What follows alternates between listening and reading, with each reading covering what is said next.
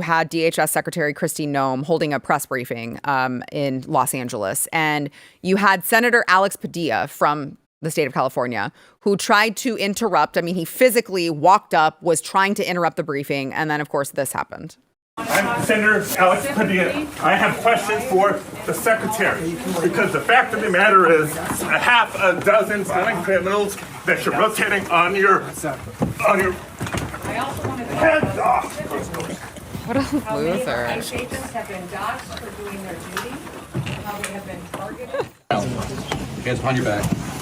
Hands behind your back. If you let my hands go, put them behind my back. All right. Cool. One hand. Lay flat. Lay flat. Other hand, sir. Other hand.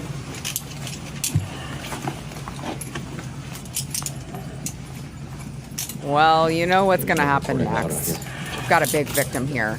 I do not know. There's no A big right. crybaby victim. And I want to play the video that he released on X shortly after his all of that happened. Watch.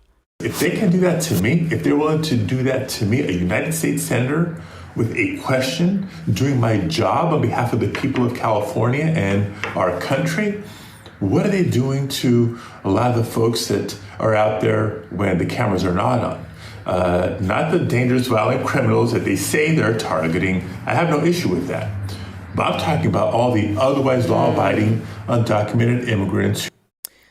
So it occurs to me that he's like, I'm the Senator Alex Padilla. They're like, buddy, we don't know who that is. We've never heard of you. We've never seen your face. Doesn't even matter. I know, but I just love how he says that they were law abiding. Buddy, if they are here illegally, they are not law abiding. Oxymoronic. It's yes, all right there within the category of illegal immigration. You are not law abiding. And yet this idiot wants to make a name for himself, I guess. This is exactly what he wanted to do, man. And for him to come out like, look, if it doesn't matter who that was. It shows how these politicians think of themselves, that they believe that just because they are a senator, they can do whatever the hell that they want, right? Come interrupt the imagine if that was me. If I went out, what are they going to do to me? They're going to slam my ass to the ground and they're going to put me in handcuffs. Doesn't matter who it is. You being a senator doesn't absolve you of that. But he wanted the clip. He got the clip, unfortunately, but it's all just smoke and mirrors, man. I'm hoping people see through that, because only people that are foolish, which there are those that are out there, will look at this and say, oh, well, look what they'll do to a senator. If they did that to him, they're going to do that to me. They're going to come round me up and arrest me, even though I've done nothing wrong. Like, shut up, man. It's boring. It's just so boring. Libby, what are your thoughts? I saw a clip of Senator Padilla on Pod Save America this morning where he was talking about how he needed to dispel the misinformation surrounding his arrest. And he said that he was already in the building, had already been vetted. He was there for a different briefing that then got delayed because of Secretary Noem's briefing. And if you're a senator and you're in that position, first of all, why aren't you wearing your Senate identification? Right. He didn't have his Senate pin on. And then the other thing is, if you want to talk to the secretary, put a message through to the secretary and say, hey, I'm Senator, I'm here. I have some questions for you. I'd love to have a briefing. He has that right, and they should probably have a conversation. There's no reason not to, and there's certainly official channels to go through where you can address the secretary if you're a senator. They drag these people before the Congress all the time and demand that they answer questions. There's plenty of room for that. But yeah, I think you're exactly right, Eric. I think he wanted to have this clip. He wanted to get arrested. He wanted to see that kind of enforcement because it really puts his name out there. Now he can say that he's been roughed up and Gavin Newsom hasn't. Now he's on par with LaMonica McIver, who's facing federal charges in New Jersey. I honestly, I'm like, please just keep one-upping yourselves. I'm okay with that. I am okay with that. I just think it's just, like, I get it from the optics standpoint, from their perspective.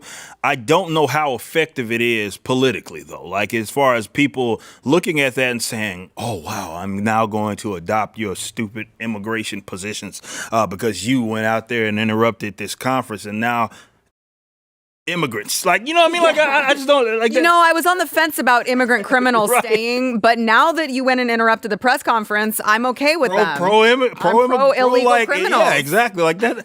I just don't see, and maybe I'm a little too optimistic on this, but I just do not see that's like a general response that the average American has when they see something like that. I could be wrong. I just don't believe it, though. No, I don't. But they are trying, because I'm still subscribed to, I get all of the Democrat candidates' emails, and I don't know if you are, Libby, but I get a bunch of them. okay. I get do you get the Kamala Harris ones? No, but I do get the Women's March ones, and those are hysterical. Oh God, I bet. Well, I got a Kamala Harris one I think it was this morning, and the subject was Alex Padilla. And it was this whole big, as you would expect, it's like, oh my gosh, it was out of control behavior.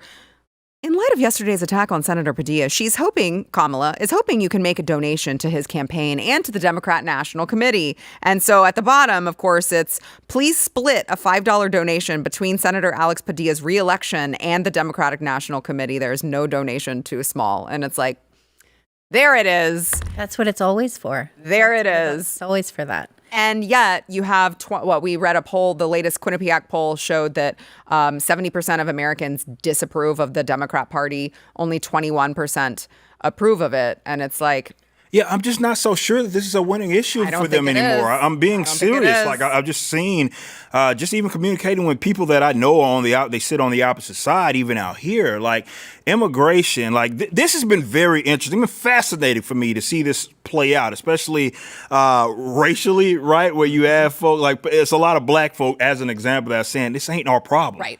This is not our problem. Like, this has nothing to do. They try to make it your problem, Yeah. lump all of you POCs, and therefore, if they're rounding you up, you're up next. Like, Oh, yeah. I've lived in the South my entire life. I've never had I lived back next to I lived in Laredo. I've never had any sort of issue like that with ICE. That ain't got nothing to do with me. Nothing. Well, they really want to make sure that, that's what they want everyone to know who has dark skin, that they're going to be arrested too. And it's like, really? Because I'm pretty sure that all these people are either legal immigrants or Americans. Right, So right. They're probably not going to get arrested for being in the country legally, since they're not in the country illegally. I'm like, I'm an American. I'm fine. Please. If you like this clip and you want to see the full episode, click here. And if you want to subscribe to the channel, come on, you know you do. Click here.